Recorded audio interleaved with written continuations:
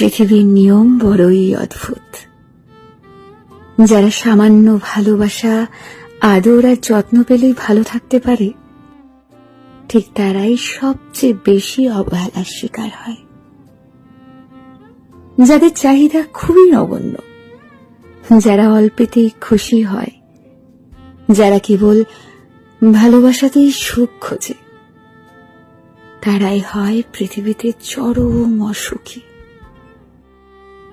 খেয়াল করে দেখবেন, আপনি যাকে পাশে পেলে কিংবা যার সাথে কথা বললে ভালো থাকবেন, ঠিক সেই থাকবে আপনার ধরা ছোঁয়ার বাইরে।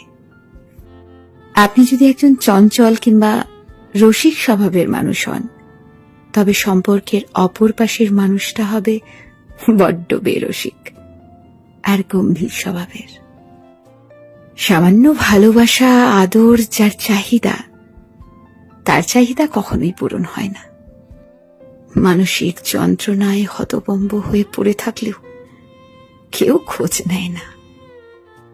পৃথিবীর এই নির্মম বাস্তবতা মানুষকে আজীবন ভোগায়। যারা কেবল ভালোবাসা চায়, তারা ভালোবাসা পায় না। প্রিয়জনের কাছ থেকে যারা একটু সময় চায়, ঠিক তারাই অবহেলায় পড়ে থাকে দিনের পর দিন।